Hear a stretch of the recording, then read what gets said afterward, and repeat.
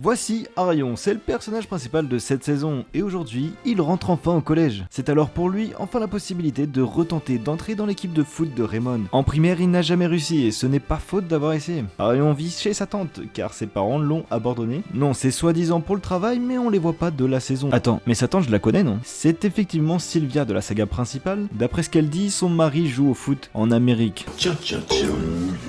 Une fois au lycée, Arion croise Célia. Ah, tu dois aimer le football. Ah ça oui, énormément. J'ai toujours su que le moment venu, je viendrais faire ma scolarité ici. Encore un ancien personnage qui lui dit que l'équipe de Raymond est en train de s'entraîner sur le terrain extérieur. Alors il court jusqu'au terrain et là, Victor Blade, Ce personnage est important. vient de terminer l'équipe B de Raymond. Il est engagé par le 5ème secteur et décide que l'équipe de Raymond est définitivement fermée. Ah bah merde, c'est la boulette, ça nous arrange pas du tout. Le petit il était tout content de rejoindre l'équipe. Bon, tu t'en doutes, Arion lui propose un défi, il doit simplement lui prendre le ballon. Alors après quelques essais, Arion arrive enfin à contrôler le ballon en contrôlant une énorme frappe. D'ailleurs ça n'a aucun sens, toutes les frappes normales il y arrive pas. Mais alors celle-là. Nice shot. Et on apprend qu'il a la détermination de jouer au foot depuis qu'un jeune lui a sauvé la vie grâce au football. Bon, c'est Axel Blaze, ça y est, je spoil, mais ça se voit. Puis Ricardo se présente. Je pourrais savoir à quoi vous vous amusez. Vous vous trouvez sur les terres sacrées du football. Ce personnage est important. C'est le capitaine de l'équipe de Raymond et présente toute l'équipe derrière lui. Nous composons le 11 de Raymond. Ces personnages sont beaucoup moins importants. D'ailleurs, le coach c'est Travis de la saison 3, mais il va se faire virer très vite. Donc on s'en fout. Victor présente alors ses coéquipiers pour être la nouvelle équipe de Raymond, qui sera à 100% sous le contrôle du 5ème secteur. Alors un match s'engage pour savoir qui sera la réelle équipe de ce collège.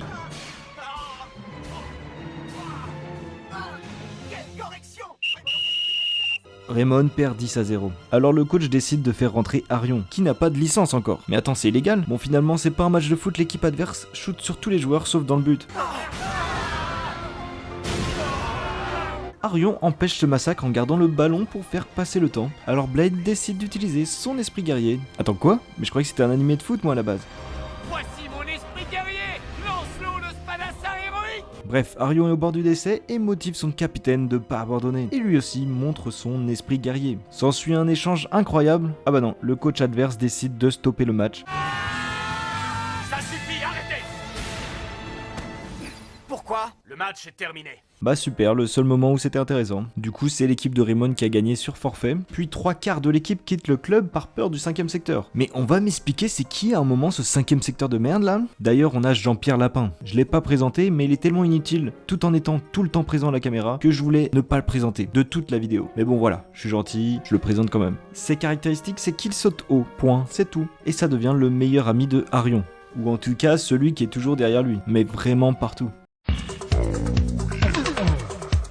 Ce qui fait 3 recrues avec JP, Arion et Victor. Et aussi 3 filles en tant que manageuses, photographes, tout ça. Mais elles apportent rien à l'histoire, donc on n'en reparlera pas dans cette saison. Et c'est parti pour le premier vrai match contre les surdoués. Et on comprend qu'au final, le 5ème secteur donne les résultats du match aux équipes avant même que le match n'ait commencé. Pour soi-disant l'équité. Afin qu'aucun enfant ait un meilleur dossier scolaire sous prétexte qu'il est meilleur au football. Et là, l'équipe adverse doit gagner 3-0. Mais Arion et JP sont pas au courant et prennent le match super au sérieux. Alors que tous les autres respectent les règles du match, donc perdent 3-0. Mais après s'être pris 3 buts en faisant exprès, Arion comprend enfin que son équipe fait exprès de perdre. Il a mis du temps, il mijotait le pauvre, il a du mal. Mais il décide de tout faire pour motiver son capitaine à jouer pour de vrai. Puis au bout d'un moment ça le saoule et Ricardo décide de frapper réellement le ballon. 3-1, l'équipe de Raymond va remonter le score encore une fois. Ah non, c'est la fin du match. Donc ils ont juste mis un but pour se faire défoncer par le 5ème secteur. Parce que si tu fais pas ce qu'ils te disent, ça se passe mal pour ton équipe. Résultat, le coach Travis est viré. Bah ouais, je vous ai dit qu'il fallait pas trop s'attacher à ce personnage. Non, sèche tes larmes derrière ton écran, c'est pas si grave, car le nouveau coach n'est nul autre que Mark Evans.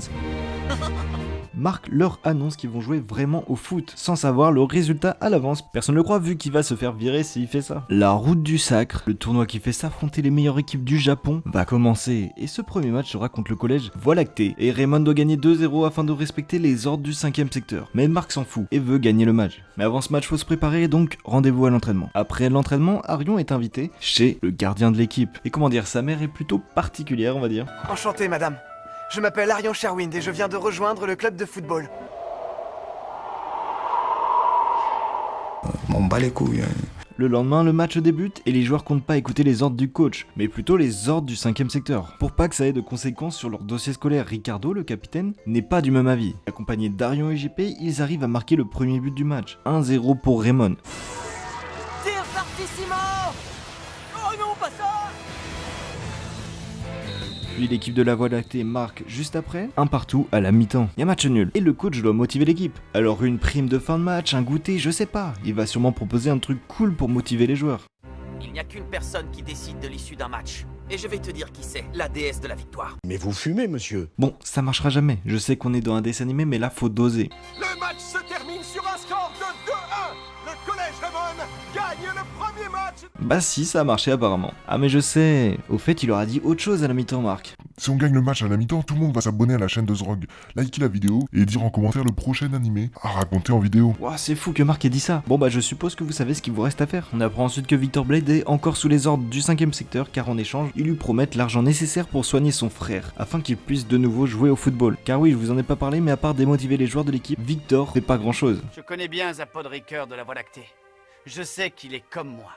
C'est un impérial. Ricker peut tout faire avec son esprit guerrier, parce qu'il a la main sur lui, il le contrôle. D'après ce que je viens de voir, c'est tout le contraire de toi, capitaine. Et malgré ça, vous pensez quand même pouvoir gagner? S'ils ont ce genre de pouvoir, Nous n'avons pas la moindre chance. Vous avez enfin compris. Puis le second match contre l'équipe de la Voie toute puissante commence. Je sais pas c'est qui a trouvé les noms, mais virez-le s'il vous plaît. Et Victor est enfin sur le terrain. Il était si fort au début de l'animé, il va nous aider à gagner, let's go! Victor Blade s'est retourné pour tirer en force vers ses buts. Ah merde! Bon du coup l'équipe au nom de merde décide de tirer sur tous les joueurs de l'équipe de Raymond, à l'instar de Victor, au lieu du but adverse les gars. Par exemple, je dis ça comme ça, mais généralement pour marquer des buts on tire dans le but adverse. Puis même Victor tire sur ses coéquipiers. Après il vient de marquer un but contre son camp, donc ça me choque pas des masses. Mais attention, après avoir détruit les côtes des joueurs, leur avoir causé des traumatismes crâniens, et tout ce que tu veux, le capitaine adverse va pour faire un tac sur Arion. Et là ça passe pas pour Victor Blade. Alors il l'empêche de réaliser ce geste et lui dit qu'il va trop loin. Il aurait pu lui faire mal à la cheville. Mais Victor, ça fait 10 minutes tu shootes sur tout le monde et tu penses que c'est juste un petit tac qui va faire mal. Après il pense à son frère qui ne peut plus marcher, donc c'est pour ça. Les traumatismes crâniens, les os cassés, ça on s'en fout, mais pas sur le bas du corps. Les pieds, on touche pas aux pieds. Du coup, Victor pas content, alors Victor tirait fort dans le ballon et but, un partout, égalité. Après 2 buts des deux côtés, l'équipe de Raymond parvient à gagner ce match. Mais Victor se fait taper sur les doigts par le 5ème secteur. Il lui rappelle qu'ils ne paieront plus les soins de son frère s'il continue à trahir le 5ème secteur. Mais bon, il lui laisse une dernière chance. Mais bon là tu vas me dire qu'il devrait dissoudre le club de Raymond, comme ça c'est réglé. Non, car Alex Zabel, Ce personnage est important. le chef du 5ème secteur, a un autre avis sur la question. au lieu de le dissoudre, nous allons profiter de tout ce qu'il pourrait apporter à notre organisation. On apprend que le prochain match sera contre la Royal Academy et que leur coach est Jude Sharp. Ce personnage est important. Lui aussi est un ancien joueur de Raymond comme Mark. Alors Evans trouve ça bizarre qu'il soit sous le contrôle du 5ème secteur, car toutes les équipes du Japon, hormis Raymond, acceptent les ordres du 5ème secteur. Celia, qui est sa sœur, et Mark décident d'aller le voir pour des explications. Le football a besoin d'être régulé, Marc, tu le sais. Mais tu refuses de l'admettre. Le match commence, mais Victor Blade est à l'hôpital avec son frère au lieu d'être sur le terrain, et l'équipe de Raymond perd 2-0 à la mi-temps. Le frère de Victor a entendu l'accord entre Victor et le 5ème secteur pour le soigner, alors il lui dit de pas s'inquiéter pour son sort, et que lui, il doit jouer au vrai football. Et boum, il arrive sur le terrain, l'hôpital est super proche, apparemment c'est fou, et comme par hasard, il arrive à faire la technique qu'ils apprenaient à l'entraînement, mais il n'y avait pas Victor, et boum, premier but pour Raymond.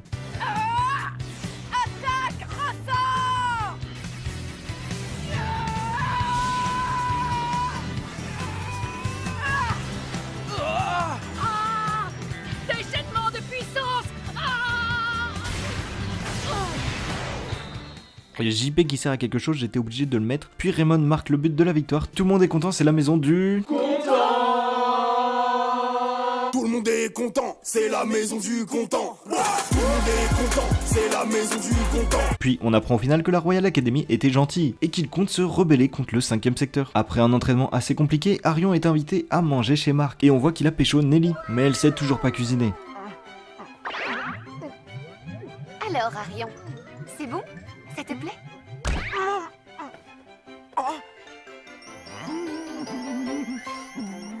C'est excellent. Ça me fait plaisir. On vient d'apprendre qui sera notre prochain adversaire. Et ça sera contre l'Académie de la Baie des Pirates. Quoi? Mais arrêtez avec vos noms de merde, c'est quoi ça? Bref, le match débute et Marc veut que Arion active son esprit guerrier. Mais il n'y arrive pas, alors il le met au goal. Ouais, ça n'a aucun sens. Mais quand tu joues au City, c'est qui qu'on met au goal? Le plus nul ou le plus imposant? Bah là, sans son esprit guerrier, il faut croire qu'il est trop nul. Mais finalement, par la force du scénario, Arion active son esprit guerrier pour arrêter un tir. Puis il retourne sur le terrain, Raymond fait une remontée, comme d'habitude, et gagne 4-3. Toujours plus, les scores, c'est une dinguerie. Il remporte alors les qualifications groupe Est du Japon et sont qualifiés pour le tournoi national. Après le match, on fait la rencontre de Scotty, et il a toujours pas mué. Pourtant, c'est un adulte et tout. Jude, ça alors? Ah oui. Maintenant je travaille pour une grosse société. Tenez, voilà ma carte. Et Jude est devenu le bras droit de Marc pour faire gagner le tournoi à l'équipe de Raymond. Il y a aussi des joueurs qui étaient partis, qui sont revenus, et un nouveau joueur qui vient dans l'équipe. Mais je te passe les détails, il était censé être méchant, nous faire croire qu'il vient du 5ème secteur et tout, mais c'est juste parce qu'il a eu une enfance difficile et du coup il était pas cool pour ça. Voilà, je te le fais en vite fait. De toute façon c'est l'objectif, je te résume les saisons. Le nouveau match commence. Ah, et jusqu'à la fin, tous les terrains auront des ajouts assez particuliers. Par exemple, là, Il y a des putains de tornades qui se créent sur le terrain. donc ça va créer pas mal de choses improbables sur un terrain de foot. Mais surtout, qui a eu cette idée? Quelle horreur! Une tornade sortie de nulle part vient d'emporter Michael Balzac. Le stade Aérodrome fait vraiment froid dans le dos.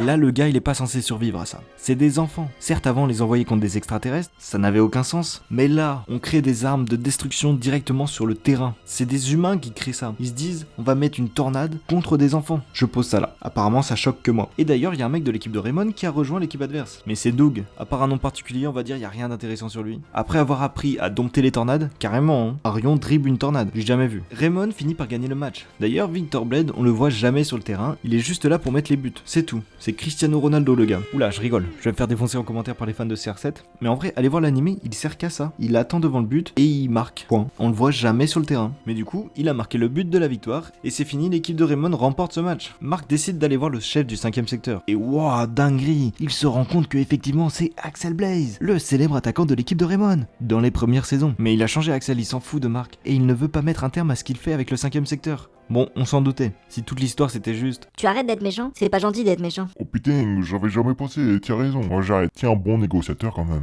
Ça aurait été chelou comme fin. Mais je crois quand même que je l'aime bien. Malheureusement, ce n'est pas le cas. Et on va continuer le tournoi car à la fin du tournoi, on peut réélire le chef du 5ème secteur. Oui, ça n'a aucun sens. Mais étant donné qu'il domine tout le football japonais, bah c'était forcément Axel Blaze qui a été choisi, à chaque fois. Mais quand tu remportes le tournoi, ta parole a plus de poids sur le choix du nouveau gouverneur. Mais avant ça, un nouveau joueur veut rejoindre l'équipe de Raymond. Et c'est le neveu de Red Ark. Alors pour les personnes au fond du bus qui ne savent pas qui c'est, son oncle en gros, c'est un mec qui dans la série originale détruisait des collèges quand il gagnait des matchs, qui a essayé de tuer les joueurs de Raymond avec des poutres tombées du ciel, qui a drogué des joueurs pour les rendre plus forts et encore pas mal de trucs pas cool. Mais vas-y, je vais pas faire une vidéo sur lui parce que ça va être trop long. Mais juste pour rappeler, c'est des enfants sur le terrain. Donc il a fait tout ça à des enfants. Donc chelou le mec, on est d'accord. Mais du coup, est-ce que Marc va accepter que son neveu rejoigne l'équipe? J'ai une question à te poser. Est-ce que tu aimes le football? Oui. Bien, dans ce cas, la discussion est close. Ah bah d'accord, pourquoi pas. Après tout, la prochaine équipe est l'équipe du collège Alpin, l'ancienne équipe de Sean Frost, encore une fois des anciennes saisons. Sauf qu'il s'est fait virer par le 5ème secteur et décide donc de rejoindre Raymond sur le banc pour ce match. Mais on perd quand même 2-0 à la mi-temps, donc merci à toi Sean, tu es super utile. D'ailleurs, le terrain a une spécialité, comme je l'ai dit tout à l'heure, et cette fois c'est le terrain de glace. Bon, un gros avantage quand même quand tu sais que l'équipe adverse joue dans la neige et la glace depuis leur naissance, mais bon, on va rien dire. D'ailleurs, il y a un ancien joueur de Raymond qui rejoint l'équipe, il était parti pour réussir en Italie, mais apparemment ça a pas trop marché. Surtout qu'il vient pas sur un match histoire d'aider un petit peu, il est là jusqu'à la fin de la saison. Donc je crois que son contrat est terminé en Italie, mais ils nous disent pas clairement pour pas lui foutre le seum. Bref, la force du scénario fait qu'il remonte le score, mais le gardien de Raymond se blesse, mais pas grave, on a vu qu'Arion s'était bien débrouillé la dernière fois au goal. L'équipe de Raymond finit par gagner le match, mais Marc quitte l'équipe de Raymond et Jude prend les commandes. Sauf que Jude, c'est un coach vraiment différent.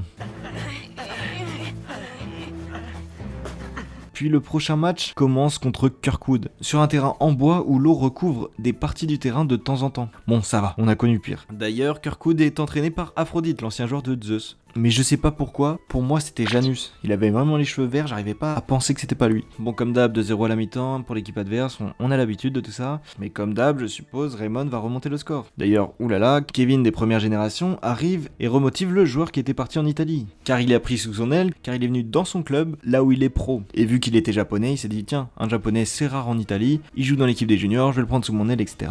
Et là, il est revenu pour le remotiver. T'as loupé ta carrière, t'es reparti au Japon, je te remotive gamin. Bon, ça marche plutôt bien étant donné qu'il va marquer 3 buts, et donc faire gagner Raymond 3-2. Comme d'hab, le score c'est toujours un but d'écart avec 3 à 5 buts de Raymond. Après une visite à l'hôpital pour voir si le frère de Victor va bien, Arion croise un gars un peu particulier. Oh yeah. Puis il joue au foot avec et il est sacrément fort. Mais bon, passons à autre chose. Le prochain match, c'est le collège des Mirages. Ça va, enfin un nom qui passe. Bah, chelou d'appeler le collège comme ça, mais vas-y, on a connu pire. Et le terrain est un flipper. Mais bon, pour une fois qu'on joue en flipper avec autre chose que les joueurs de Raymond, c'est cool, non? Et enfin, le match est plutôt normal. Bon, il y a 3-3, mais au moins, c'est pas une remontada de l'équipe de Raymond qui marque 3 ou 4 buts d'affilée. Mais quand on pense enfin que tout est bon et qu'on va finir par gagner le match, Jude, le nouveau coach, je le rappelle, a une superbe idée. Faire rentrer JP au poste de gardien. Donc ok, je l'ai dit tout à l'heure, on mettait le plus nul au goal, mais là, on est bientôt en finale, il y a égalité, c'est un vrai match, on n'est pas sur le City là. En plus, il fait 40 cm le gamin, ce qui est pas normal d'ailleurs, faudrait aller voir le médecin, mais bon, c'est pas là le problème. Après, heureusement, les défenseurs avaient pas confiance en JP et utilisent leur technique pour arrêter les tirs adverses. Parce que JP au goal, catastrophique là, Jude, qu'est-ce que tu me fais? Bref, Raymond a réussi à marquer un but de plus et remporte le match. 4-3, classique j'ai envie de te dire, avec comme d'hab Victor Blade qui n'existe pas sur le terrain, hormis quand il faut marquer les buts, on appelle ça un campeur chez moi. Tu te places devant le but, t'attends le ballon et tu marques quand t'as le ballon dans les pieds. Mais pour aider l'équipe, y a personne. Après le match, Arion rencontre Axel Zabel et se rend compte que le garçon qui lui a sauvé la vie quand il était petit, c'était Axel Blaze. Bah c'est la même personne qui contrôle le football aujourd'hui. Mais on se rend compte que Axel Blaze n'est pas si méchant, car il va shooter sur un voleur pour aider Arion. D'ailleurs, j'ai jamais vu une saison où Axel tirait pas sur quelqu'un. Pourquoi est-ce que vous avez modifié les règles? Il n'y a personne d'autre au monde qui aime le football plus que vous, j'en suis certain. C'est justement pour cette raison que j'ai pris la décision de contrôler le football. Pour le protéger, il faut d'abord le réguler. Et en quoi réguler le football peut permettre de le protéger exactement? Après ça, il fait la rencontre d'un homme plutôt chelou. Mais le jour où ce fantastique pouvoir ne sera plus utilisé que pour opprimer les gens approche. Parmi tous ceux qui jouent, seule une infime partie concrétise ses rêves d'enfant. Et parmi les autres, beaucoup se sentent trahis par le football et lui tournent peu à peu le dos. Je ne te demande pas si tu aimes le football. Je te demande plutôt d'imaginer la douleur qu'on peut ressentir lorsqu'on ne peut plus jouer au football. Et pendant ce temps, le petit JP s'entraîne en tant que gardien, afin de plus être un boulet pour l'équipe. Et après s'être entraîné avec Darren Lachance, sans même le savoir. C'était un ancien gardien de Raymond, quelqu'un de vraiment excellent. Un gardien de but? Tu as son nom? Ben, on s'est tellement entraîné que j'ai même pas eu le temps de lui demander son nom.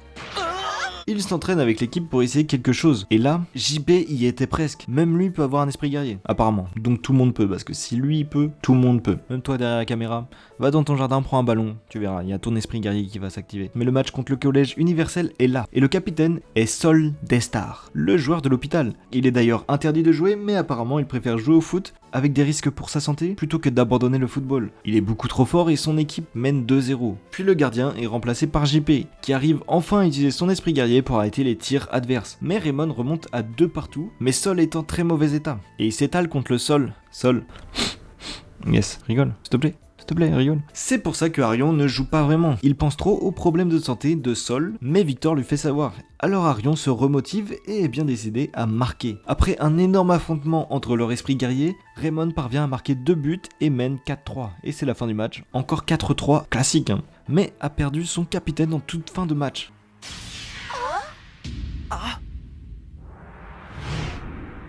Tiens, comme par hasard. Ricardo est blessé, alors il nous faut un nouveau capitaine. Alors d'après vous, qui sera capitaine? Victor, sûrement le meilleur de l'équipe? Le gardien, qui est le plus mature de l'équipe? Un ancien joueur qui est là depuis longtemps? Arion, qui a amené une détermination à l'équipe? Alors je vous laisse réfléchir quelques secondes.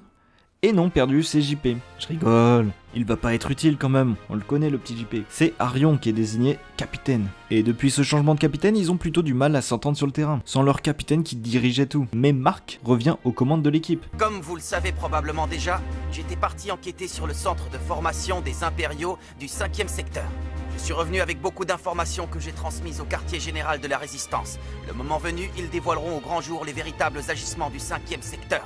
pourquoi envoyer Mark enquêter? En mode y a personne au Japon qui peut être un meilleur enquêteur qu'un coach et ancien gardien d'une équipe de football? Ça n'a aucun sens, c'est Inspecteur Gadget au fait le mec. La finale est contre l'équipe de Axel Blaze, alias Alex Zabel. Mais aussi bizarre que ça peut paraître, Victor s'entraîne seul à essayer d'apprendre une nouvelle super technique qu'une personne lui a conseillé. Mais il vient chercher Arion pour l'aider à mettre au point la fulgurante double tornade feu. Après un rude entraînement, ils ont toujours pas réussi à maîtriser la technique. Mais c'est l'heure de la finale, et là c'est assez improbable. Pour la première fois, une première mi-temps est plutôt serrée. Même si la tempête de feu du mont Olympe permet de prendre l'avantage, Raymond arrive quand même à marquer également, ce qui les mène à 2-2 à la mi-temps. Enfin un vrai match, pas une équipe qui surdomine, c'est cool. En plus pour la finale, on attendait que ça. C'est une parfaite fin, finir avec le vrai football. Ah bah non, le mec bizarre qui parlait sur le banc avec Arion, ouais lui là, bah il est pas du tout content. Au final c'est lui qui était à la tête du 5ème secteur depuis le début, et Axel est devenu chancelier seulement pour garder un œil sur le 5ème secteur et trouver une faille pour y mettre un terme. Mais du coup le Boog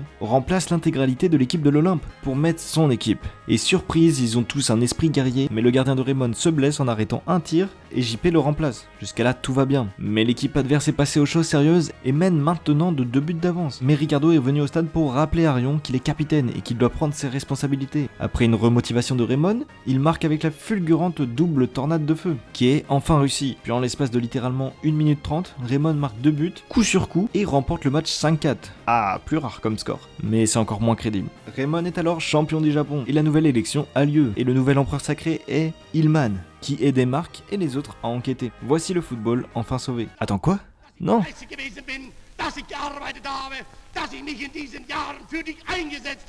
Bon, finalement, je ne sais pas si le football est vraiment sauvé. La déviation spatio-temporelle est confirmée. Nous sommes prêts à procéder à l'altération du cours du temps.